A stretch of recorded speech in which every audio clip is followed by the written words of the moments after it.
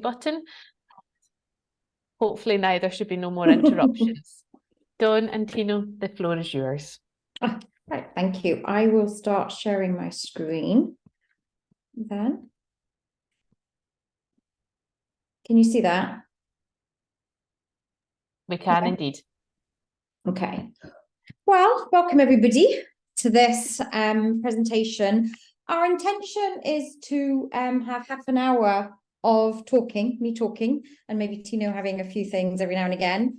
And then after that, having half an hour of questions and answers, should anybody want to engage in discussion with us and ask a few things about the presentation. And also, if you want to ask during it, then that's fine as well. Just a quick summary of who I am. So I am a forensic clinical psychologist and have been for over 23 years. And in that time, I have been involved in working with people in a variety of settings, forensic settings, clinical settings, and I have worked with a variety of individuals from people in prison to people, high-functioning individuals in big corporate organizations, to children, young people. So I think I've had the whole gambit of individuals that I've worked with in my time. And this whole presentation came out of the fact that recently I opened up something called Kedros Clinics. So Kedros Clinics is associated with using neurotechnology and therapy combined to help people to achieve optimal brain functioning, which we'll be talking about. And on the back of all of that, we came up with this idea that this is something that's quite revolutionary and also is something that maybe businesses could take forward to help them in their growth. Right, so I'm just going to... Tino, do you want to say anything about yourself, or do you want me to just go on? Well, just quick introduction. I'm not a therapist and don't have the 23 years of experience of treating people like Dawn does. So I'm really here as part of, I support the overall business in the clinics from I guess, a non-executive advisory point of view. So I've got a lot closer to neurofeedback and brain health over the last year and a bit. But yeah, we work very closely together. So Dawn is very much going to present to you today about everything in the slides. Okay. So why are we here today? So we're here because many of you will know the background to all of this, that we are, as a world, as a community, as a society, as individuals, quite unwell. Variety of reasons for that. The pandemic really seems to have affected a lot of us, particularly our young people. However, there is a lot of statistics around now to analyse this more in regard to the workplace. And so these are just some stats that might be of interest to you. You probably already know them. But poor mental health is the main cause of sickness absence in the UK. And the Deloitte survey is finding that 70% of our senior executives are considering leaving their jobs because of their well-being. And 13% of employees, however, only feel comfortable discussing their mental health in the workplace. That's only 13% would like to talk about their mental health in the workplace. However, happy employees are on average 13% more productive. So of course that means that we would like nice, happy employees in our business so that ensures that productivity is at its maximum and we have a nice, healthy workplace and culture. There is a recent article out from Business in the Community that says, although we have problems with our mental health within the workplace, that our current ways of working with that, our wellness programs and other programs that we might have, that we need to think about considerable cultural shift in how we're dealing with mental health, because currently there is quite a lot of evidence out there, articles, research that suggests that what we're doing right now isn't probably necessarily having the effect that we would like it to have. And so consequently, there are businesses, organizations that are looking to change the way that they improve their employees' mental health and that they improve the general culture of wellness within their business, because of course that can lead to productivity, which leads to growth, and which leads to high levels of revenue. And that's why we're here today to talk about this and the package that we've come up with to try to solve the solution to the mental health within the workplace at the current time. So place that we're coming from is very much neuroscience place. So at the moment, the literature is saying that corporate mental health programs that don't use neuroscience to understand how to work with people from a mental health perspective probably aren't going to achieve their desired results. There's a number of reasons for this. One is that programs are seen as too generalized. So what they're meaning by that is that, we might put on a group for mindfulness, and not everybody likes mindfulness. Mindfulness, by the way, is a very, very difficult thing to do. And some of you may be mindful practitioners. I personally I'm not particularly good at mindfulness. And we know from the literature and the research and lots of analysis that, people struggle with this. However, we have it in the workplace potentially as an option. And I'm not saying that that's wrong, but it's not for everybody. Other times you might have groups being set up that we might be talking about anxiety management or stress management. And again, not everybody wants to go to those. Currently, wellness programs are more reactive than preventative. So we're reacting to people saying, I'm not well, or we're reacting to people that are saying they have gone off on long-term sickness absence. And then we all start to jump up and say, well, what do we do about this person? They're unwell. So they're reacting to that rather than preventing it. And we're also relying on people recognizing and reporting that they're unwell. Now, having been a clinical psychologist for over 23 years, I know how difficult it is to not only recognize that you're unwell, but to report it is really tough. Even to come to see a therapist is not easy. And there is still a stigma around mental health. And I think particularly in the workplace, that continues.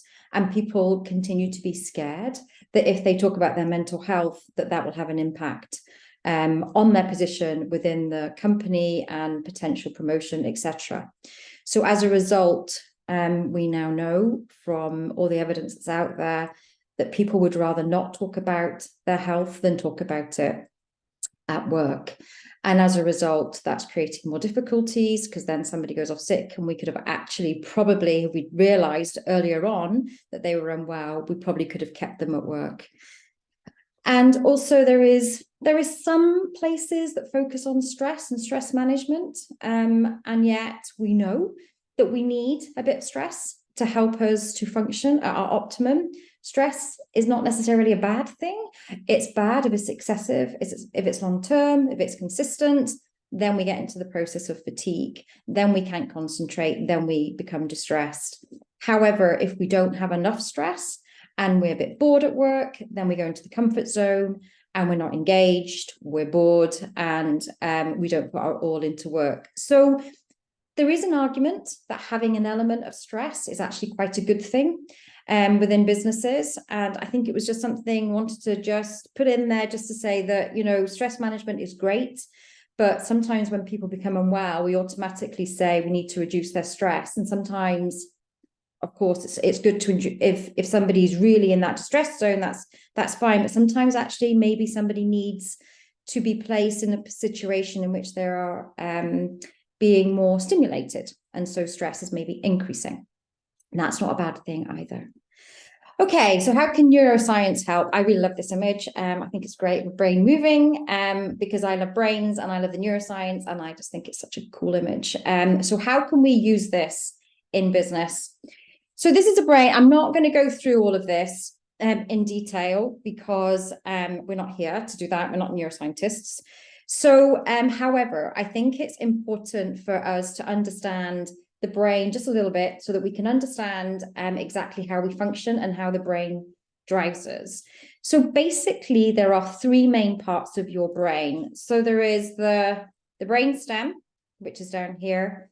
Then there is the limbic system, which sort of sits in the middle. And then there is the cerebral cortex, prefrontal cortex, that sits at the front. And so it's important to know those three main parts of your brain do different things. The limbic system in the middle here and the brain stem, everything that's happening in there is very subconscious. It's very subcortical. Things that are happening at the front of your brain, so literally at the front of your brain, are more within your conscious awareness. So you're aware of what's happening there, but you're not aware of what's happening under here. And what that means, therefore, is the subconscious drivers to your behavior, your perception, your understanding, your interactions are very much driven by deeper layers of your brain and not necessarily the frontal part of your brain.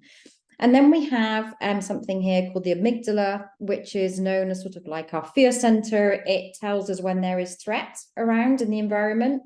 Now, what can happen to the amygdala if it is in any way triggered and something triggers it to go into action, there's a threat in the environment, something happens that's traumatic or adverse, then the amygdala goes off. And what normally happens in a well-functioning, healthy brain is that eventually that will calm down, the amygdala will calm down, the brain goes back into its initial state and just carries on. However, if that amygdala and the situation, the experience that the person has experienced, then what can happen is the amygdala continues to keep going off and off and off every single day when that person is when they are exposed to a trigger that reminds them of the initial adverse event. So that just continues and almost like goes into a default mode where the person actually goes into what's called a fear-driven brain. So the brain very much is about fear and threat that are around them. And consequently, it's almost like they put on these glasses and everything that they see is from this fear-based place, and their amygdala is just on fire all the time. And then that in turn has an impact on the hippocampus, which is associated with the memory. So their ability to process memories, to sort of like have when their memories, when you sleep overnight, your memories will sort of figure themselves out and then go into your cortex. If, however, it's a traumatic memory, a stressful memory, a difficult memory, then sometimes that doesn't always work out. And so it sits in your subconscious and it doesn't go to the front part of your brain. And as a result, that memory is continuing to be there and driving you consistently, even though you don't know it. It's very subconscious. And then you have the front part of your brain here, which we all need to run a business. So you need to focus, you need to concentrate, you need to plan, you need to be able to regulate your emotions, you need to have empathy for others. This all sits here in the cortex. So, and the front left of your cortex is all about problem solving and planning. The front right of your cortex is all about emotions and interactions and relationships. So that's just a very, very quick run over of the brain, but it's just to give you an idea of the fact of the three main parts. The brainstem is associated with just keeping us alive, basically. And it's also the part, so it helps us to breathe, regulate our body temperature, on homeostasis. And it's the part of the brain that then is linked to the body. And that's where the link between the brain and the body happens. So this is a picture of a brain that's stressed and coping well, and also a brain that's stressed and not coping particularly well. So as you'll see, the one on the left is resilient coping. So they're stressed. However, what's happening is the front of their brain is coping well. It's active, it's engaged, it's managing to regulate emotions. And the person, although they may feel under pressure, they're actually handling it really well. The one on the right, however, is not. So you can see there's no activity in this area, which means that they're, as a result of them being unable to regulate their emotions, they're engaging risky behaviors. So for this particular case, it was a case of using things like drugs, alcohol, anger outbursts, difficulty at work, and really struggling to engage with others because of the fact that they were stressed and they didn't have those resilient coping mechanisms. So that's the difference between a brain that's coping and a brain that's not coping. And then this is a very cool picture again of what we do. So we use something called neurofeedback to work with somebody's brain and the areas of their brain that aren't functioning in the way that they can do for optimal functioning in the environment. So as you'll see from this, what you'll notice is that, I'm just going to put you down there, is that we have here pre-neurofeedback training. You can see this is an 8-year-old female with attention and sensory issues. And you can see that on the front right here, she has a lot of theta. And there too, and that's associated with high levels of impulsivity. So she's very impulsive, she can't attend to anything, she's not got a calm brain, And as a consequence, at school, she's really struggling. And then you'll see here, her parietal area, she's got a lot of what's called high beta brainwaves, which is very fast brainwaves. And as a result, all the sensory input from the environment is overwhelming her. And so touch, noise, light, she's really struggling with it.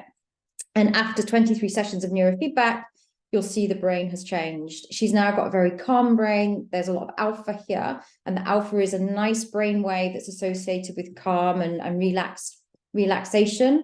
And so what's happened is that we've actually gone in and we've calmed down her brain. And so she no longer has a very active and dysregulated brain. And that's what neurofeedback can do for you, because neurofeedback works at very subcortical levels. So it literally neurofeedback is a brain computer interface, and what it does is that it is able to work in a way that reads when brain waves, like for example here, are not doing what they're meant to do, and as a result it sorts everything out, and the brain waves therefore are then able to calm down, and the person in turn notices a reduction in their symptoms. And then we have this person is a 21-year-old male who was very anxious and dysregulated. And again, you can see here on the left, this is what his brain looked like prior to him getting neurofeedback. And again, he couldn't sleep. He had far too much alpha at the back of his brain here. And when your eyes are open, you really don't want alpha, because alpha is associated with sleep. So consequently, what we're finding is that probably when he is trying to get to sleep, his alpha is not doing what it's meant to do. He's every day, it looks like he's got anxiety difficulties. That's associated with the high beta here at the front, which is the fast brain waves, which is making his brain very fast. And again, he can't attend. And on the front right, he has far too much beta, which means that it's placing him into depression. And again, we have 16 sessions of neurofeedback, and he's so much better. So we have managed to go in and we have changed the structure and the functioning of his different parts of his brain, because we have calmed his brain into a much calmer brain that is able to concentrate, to focus. He's able to let things go, and he's calm. We haven't done any talking therapy. It's because talking therapy cannot speak to these subcortical parts of the brain. So what we have done is we've used neurofeedback to calm his brain down. Okay. And then how do we relate all of this into business? Well, if you're in business and the one part of your brain is very much focused on that nice top-down, rational, cognitively controlled place, then you're able to problem solve, you're able to speak to people rationally, you are able to resolve difficulties. And if somebody is upset, you are able to hopefully speak to them in a way that can calm them down and co-regulate. If, however, they're in a place of where I showed you the subcortical part of the brain, so the limbic system, if they're in that place, then what can happen is in their emotional dysregulation, they can't hear what you're saying to them because they're too emotionally dysregulated. So consequently, you have a very cortical, so conscious brain talking to a very subcortical, subconscious place.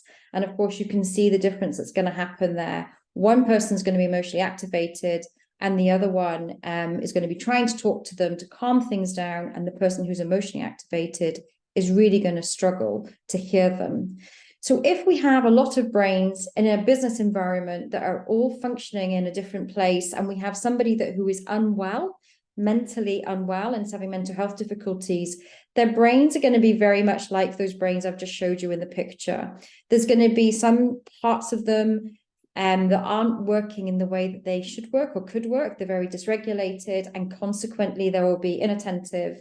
They will struggle to concentrate or focus, and they will be emotionally activated. And as a result, that's when you will find that that person is going to present with mental health difficulties at work, and of course, will not be very productive. So we thought, well, what is the solution to all of this? So we came up with what we call the Kedgers Clinics corporate package, in which we have sort of like a staged approach. So the first approach is an onboarding approach. So we would spend time with a business, understanding roles, pressures, their culture, and their business vision. We talk to relevant people within the organization so that we can understand what it is that somebody would like to achieve, what it is the key people would like to achieve, what problems is it that they're facing, and then we can come up with some sort of bespoke plan. But our plan is all around using the neuroscience. So it's using something called a brain health check, which you can do online. And I'll come back to what that means in a minute. But the brain health check basically looks at how healthy a brain is or not, and if it's functioning or not. So if I was showing you those images before, you will see the on some sides of the brain, there's too much activation.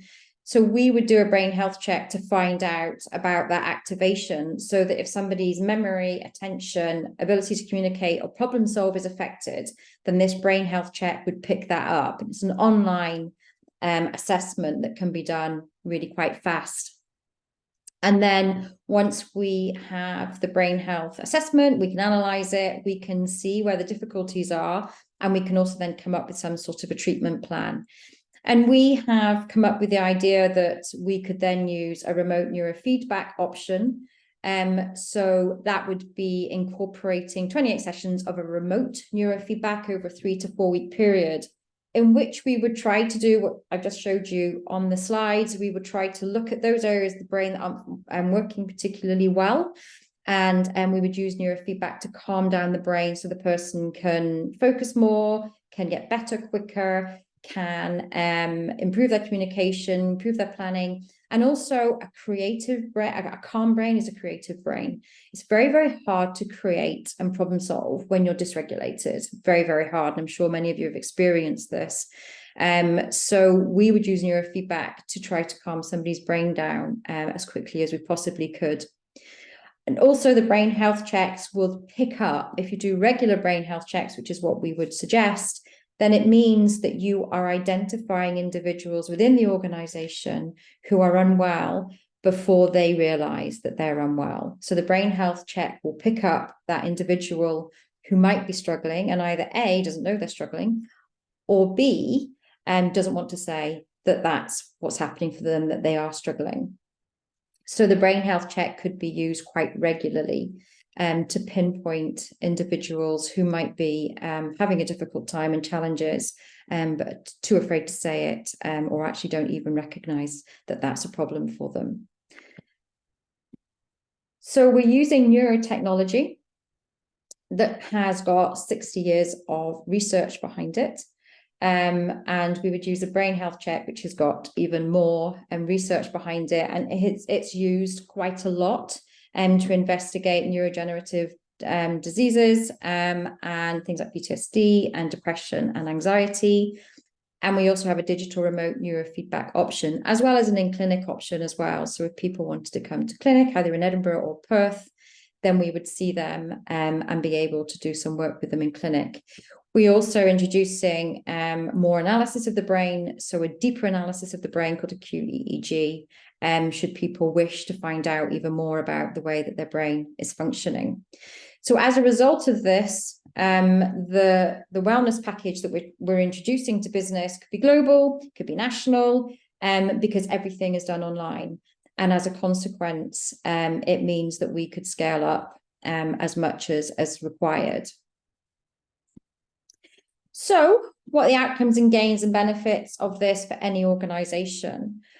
Well, if you have a neuroscience-based type wellness package, which is really hemming in on the difficulties in the brain that is causing behaviors that we have all seen all the time, for example, like people losing their temper at work, people not tidying desk, have very messy desks, so it can be quite annoying, but a messy desk can mean a messy brain. We also have things like we could help with things like absenteeism, presenteeism, when people turn up to work when they're unwell. And it would also help with things like recruitment and retention if you had a neuroscience-based package. We could also increase resiliency to stress and help people cope better with stressors. So when we are feeling under pressure and our brains become dysregulated, we do become more emotionally activated. And as a consequence, that affects our concentration and focus.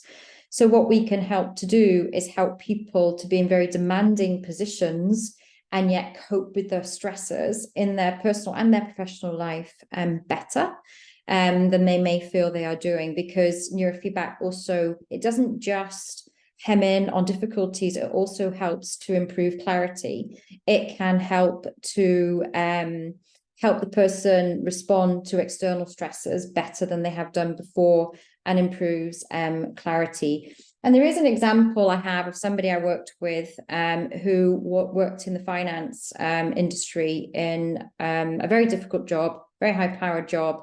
And he was really struggling with somebody that was in his organization who he really wasn't sure if they could do the job.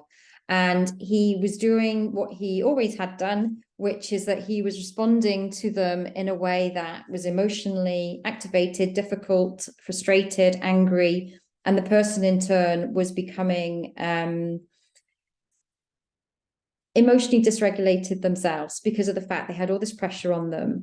They felt that they weren't understood, they weren't heard. Anyway, a long story short, he came to see me and said that he was really struggling to be able to communicate. He had an amazing front left brain, which meant he was very bright, very good at problem solving, rationality, very numbers focused, but he didn't have a very strong right brain, which has meant interpersonal relationships, communication were difficult for him. And he asked me to help him to improve his communication ability to respond to staff and staff difficulties when they arose. And so we done neurofeedback with him. And a long story short, after we done that, and he was able to calm down his response to this individual, they actually agreed together that she wasn't right for the position that she was in, and consequently went their ways. She left the company, but it was done very amicably. And in fact, he actually found her a job in an organization that was much more suited to her. So it went really well. Whereas when he came to see me, he was at the point of it not going so well. And we were going to disciplinary hearing, and very difficult things were being raised. But he done neurofeedback and he actually felt a lot better. Interestingly, also what you will find when people do neurofeedback is they will say things like, I feel like I can see things differently than I used to see them. My perspective has changed. I feel clearer. I understand things more. Colors can be sharper, the world can be sharper, and relationships can increase without you actually having to talk about relationships, if that makes sense. So you don't actually have to say, right, when you spoke to this person in this way, what was happening? How did you think they felt? You can actually do neurofeedback, and the neurofeedback in and of itself will help the person to communicate better, will help them to be able to have relationships that are easier because their dysregulation in their brain and their nervous system has calmed down. Consequently, what that means is that they are able to make decisions better. Their emotional intelligence increases. This is particularly good for people in quite senior positions where sometimes they spend so much time in the left part of their brain, they actually need more left brain and more right brain input, and neurofeedback can do that. And of course, if you have a happier place of work, then it means that can ultimately increase in revenue. So if you have regular brain health checks, it means that we're keeping an eye on everybody within the organization. We're keeping an eye on how they're functioning. And consequently, we are preventing people becoming unwell to the point where it impacts on the organization and their relationship. So it's that preventative approach rather than the reactive approach. Also means that we're improving creativity, we're improving logic, problem solving, and interpersonal relationships. Okay, so the hows. Well, the hows is all about the fact that we will do a brain health check. And as I've said, this can be done regularly every month. It just depends on the organization and what they want. It's done by an online platform. It's very objective data that we gain. We don't have any subjective buy-in to that. There's no, I am not assessing somebody as a manager to a individual who's in my team. I'm asking for a very objective assessment of somebody's functioning and their neuro functioning, so their brain functioning. And then we could use that with various other measures within the organization so that we could have a look at how things compare to each other. So if somebody is saying, for example, you know, I'm really struggling at work. My memory isn't so great. I'm forgetting to put things in various places, or I'm forgetting to do things, or I'm not listening to instruction. Then we could do a brain health check that can actually see if that matches up with what the individual is saying about, for example, their memory. Then we could come up with a treatment plan that would involve neurofeedback remotely. And if the person wants, or the organization wants, it would be within clinic. And this could help us definitely reduce absenteeism, ill health, etc., and increase levels of well-being within the organization. It's different from existing employment programs because it's a proactive service and it's spotting that person who's struggling and is offering fast and effective support before they feel they need to come and see somebody about their mental health. So the next steps. So what we're doing is we are engaging with early adopter organizations as people learn more about the neuroscience, the neuroscientific approach, which we think is going to be the future of employee wellness programs. It's a very different approach, but I think it's that objective way of engaging with people and also being able to very quickly help somebody to stabilize their brain and get them back on track again within the organization.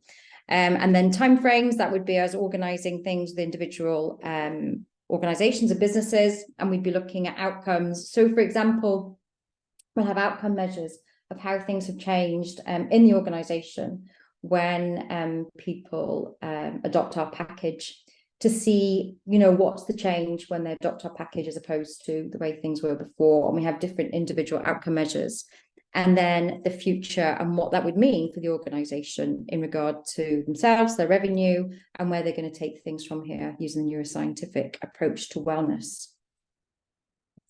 And that is it.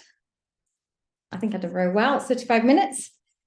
So thank you. That's a run through of the brain, the neuroscience. Any questions or anything you have to ask, or anything anybody wants to add, like Tino or Jack or anybody?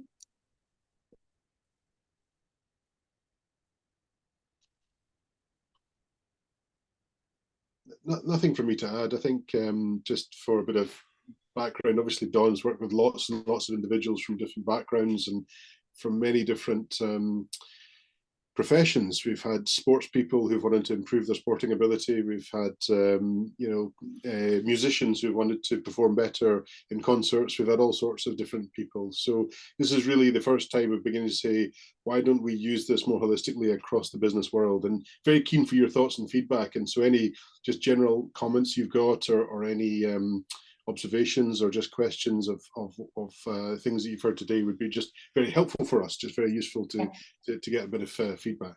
Yeah.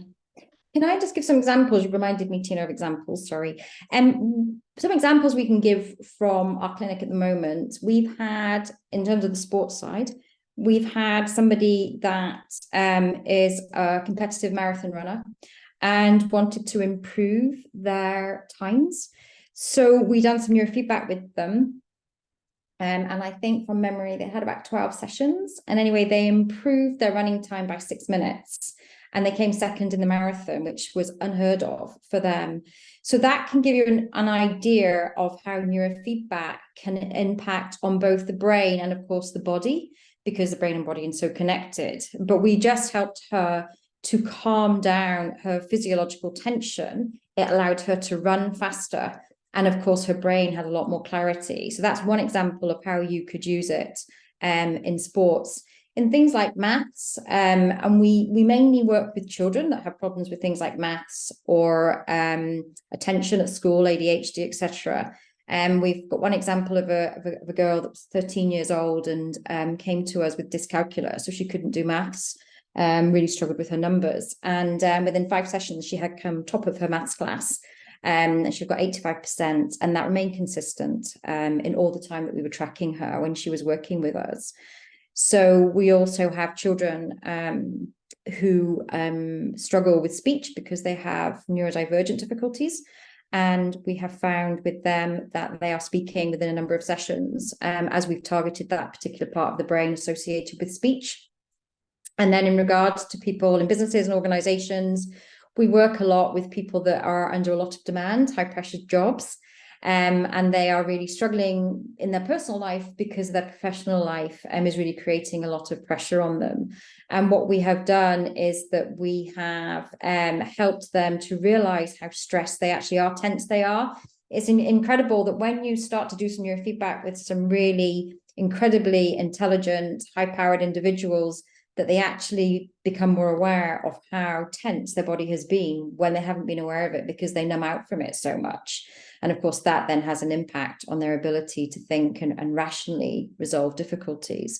So those are just a few of the people that we have worked with, as Tino was saying, when we work with all different sectors, ages. We have some incredible results. And that's why, I mean, I'm very passionate about neurofeedback because I know that it can do so much for people, and it's something that doesn't create a lot of effort you don't need a lot of effort to do it.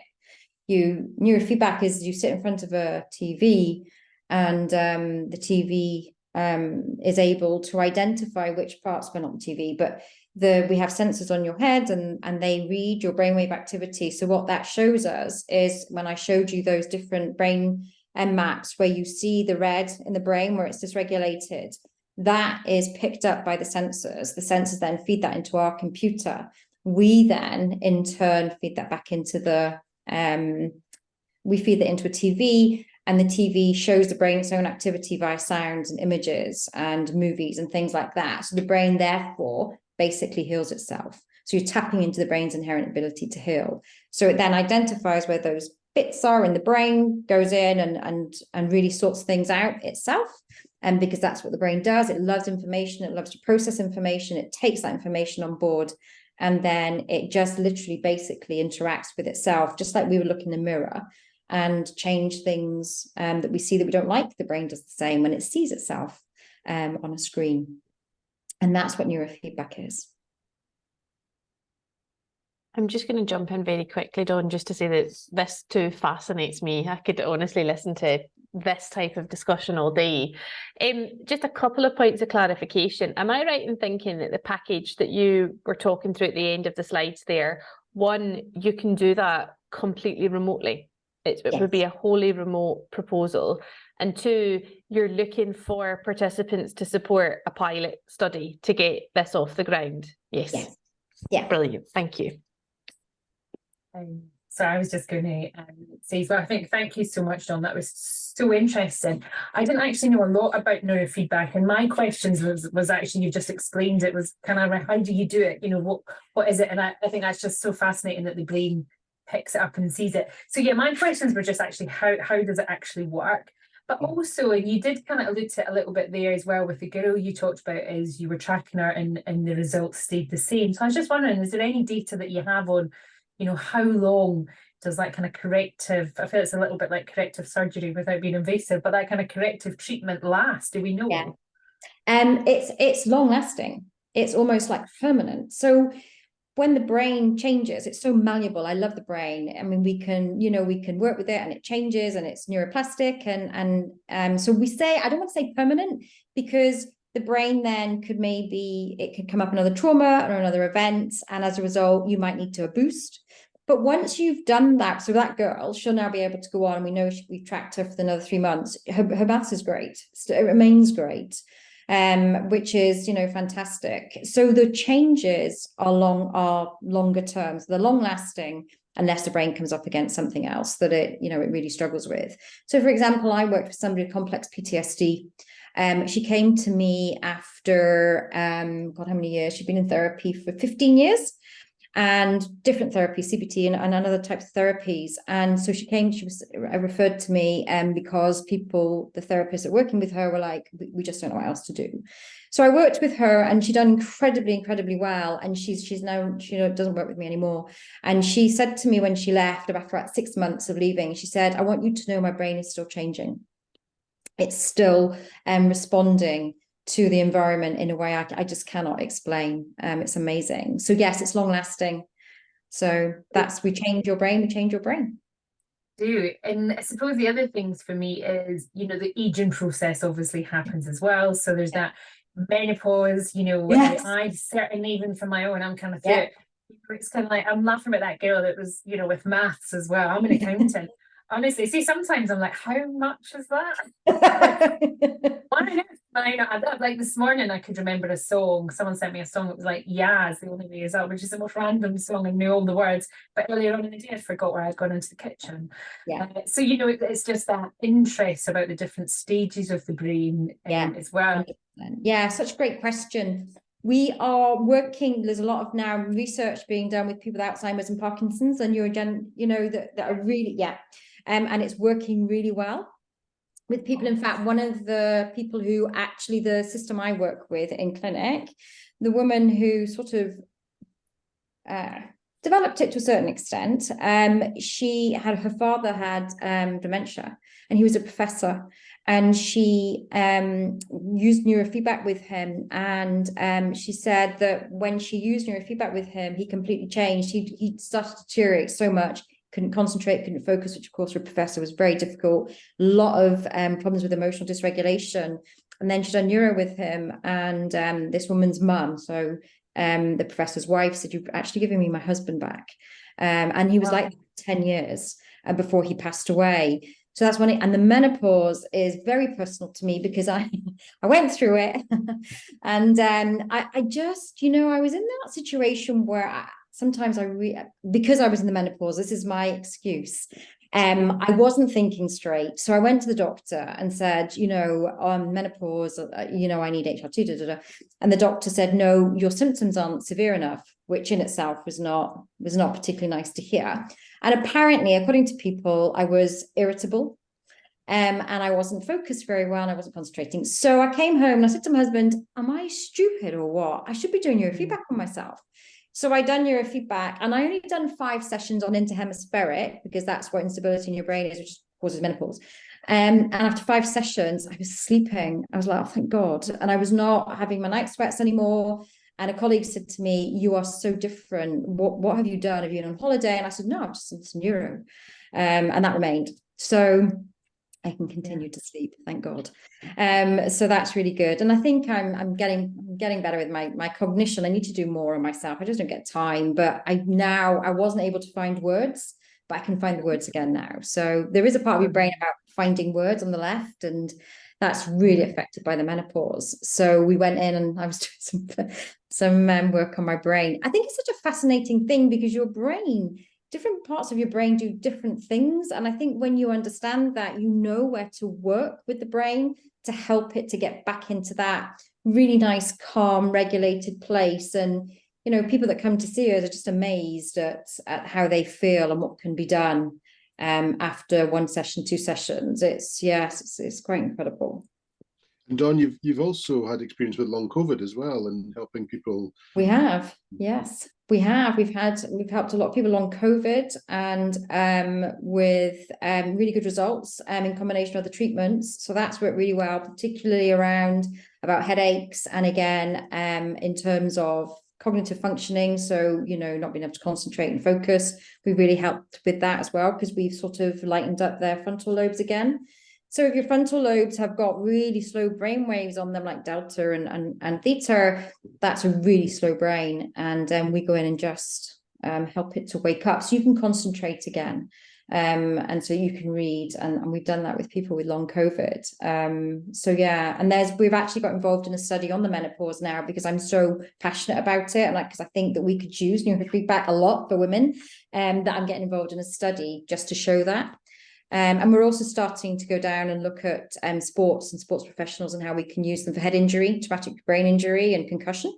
because again, there's a huge amount of research on that, using neurofeedback, just to help the brain to heal. The brain's an incredible organ. It does heal itself when it's given the right opportunities and environment. It will do it. It's just that you need to show it itself first and how it's not working particularly well. Honestly fascinating. We could talk about this all day. What are the next steps for those who are interested in following up with you and having a further conversation about participating as pilot participants? Bearing in mind, I have a few people who will be listening to this after the fact. So just if we could give them some next steps, and we can circulate not just a copy of the recording, but a note of what the next steps are as well. Yeah, so it's just a case of getting in touch with myself and having a discussion about how we could come along and set up, as I talked about, the onboarding process, and then compile a bespoke package for individual organizations, so that we could then, look at the results of what we're doing. I think there'll be amazing results, I have to be honest, but that's just because I can see what neurofeedback can do. And it always amazes everybody. Every time somebody comes in, there's this amazing, I'm just looking at a TV and I feel so much better. So it's just about contacting me, and thank you, Catherine. So I'm dawn@kedrasclinics.com. And if you just email me, and then we can have a chat about how we could bring this into your organization, and then just, improve well-being within the organization in a way that's, really relatively quite straightforward, but also preventing ill health before people become unwell. And, it's not just work that creates difficulties, it's also our personal lives. And so we need to think about how that then impinges on the work environment, and we can do work around the brain and how it's not coping with difficult situations at home. We can do some work with somebody's brain as well to help them with relationships, etc. So it means that might not have to then take time off work if we're working with their brain to help it stabilize. I have to say one more quick thing as well. We had somebody that we worked with, and I'll not give their profession, but we had somebody that we worked with who had real problem with anger, massive problem with anger at work, and because of their environment and the environment that they were in was very, very difficult, and they were actually thinking of giving up their work when they actually couldn't financially, but they wanted to they were just done. They'd had enough. However, neurofeedback, and we worked with them, and now they're back at work. They are no longer having these extreme outbursts of anger. They can now cope with the conflict that's in their work. I was saying before that neurofeedback can help you cope better with conflicting situations and stresses. You can't take away external stresses for people, that's impossible, but you can help people cope better with those stresses. And that's what we've done with this individual. And she's now working in the same environment. She's not moved department, she's not moved areas, and she's now able to deal with the people that before were creating a lot of problems for her. She's no longer triggered. So she's coping, and she's not been angry since she left us. So, which is good. It's honestly amazing. Thank you very much for sharing those. I think that the stories and the, kind of what clients have experienced and gone through and the results that they've achieved really help kind of illustrate this and make it a bit more understandable for people like me whose brains just don't work that way. I've told you before, I would absolutely love an opportunity to explore what my brain looks like, or not, perhaps. Thank you, everybody, for coming along today and asking questions. And like I said, there are a few who weren't able to be here who I know potentially will follow up directly with their own questions as a result of watching the recording back. So thank you both for giving up your time to come and talk to us today. And we will share a copy of the recording and contact details with all of those who were signed up and those who weren't able to make it. And hopefully this is the start of a really interesting conversation to explore how we might get more IOD members engaged with neuroscience and exploring the brain and how that functions. Amazing. Somebody's asked us a question. Oh, Oh no, that's you. I think you're asked. Yeah, I Yes. think I just asked you a quick question, Dawn. I suppose I'm just in my head trying to think of your next steps as well and working. So I'm obviously like, oh my gosh, I've got all these individuals. They might be related to me. I'd like to send your way. But yeah, in terms of organisations, is there a minimum number you're looking to on board? So in terms of, you know, how this makes it viable for you, maybe for your pilot, but also for your second one, is there any minimums or what's the best number of individuals for you? I don't think there's a best number. I think that I'm looking at Tino here. I think that you know, employees in the company, or do you mean? Well, yeah, or how many people? So I think you said right at the beginning, sorry, I know everyone's about to say off. You said right at the beginning, you know, it's actually sometimes about identifying who needs to work with you as well. So it probably is quite a staged approach in an organisation. So I suppose I was wondering, yeah, how that would build up. Yeah, I don't think there's a minimum at the moment, and because this is quite new, and the reason for going down the pilot route is just to make sure that we get a bit of working with different organisations to make sure we find out the best way to sort of progress things. I think we're really looking for a sort of relatively small number of organisations to work with, and within them we don't expect them to be large companies. We do expect them to be relatively small companies, sort of, I don't know, somewhere between 10 to 50 employees or something like that, and we expect them to sort of maybe select a group that might be useful for that organization, either a high performance team that they've identified or a team that are under pressure. So it's really, but that's it. Hence the reason of talking to companies, because there will be outliers within that where someone says, hey, I'm really interested for these reasons, or I'm really interested because we've got these challenges ahead, or I'm really interested because I've spotted something and I don't know how to deal with it. And all of that is all appropriate. So I think the first conversation is someone says, hey, I really like the sound of introducing this to my organization, and either holistically or just for a small group, how do we do it? And that's where we listen first before we start to say, look, just do the same as everyone else. It'll be a unique solution for everyone. So I think if you are interested in having a chat, you know, we can absolutely do that, and then take it from there. Thank you. Thank you very much. brilliant. Well, thank you very much, everybody. I will let you go and get started with your Tuesday evenings. I hope the weather is agreeable where you are. I think I might have a bit of a wet walk home, possibly. Hopefully not as bad as last week. No, Oh, fingers yeah. crossed, fingers crossed. Thank you very much, everybody, for joining us this evening, and enjoy your Tuesdays. Catch up with you all soon. Thank you. Catherine, thank you. Thanks.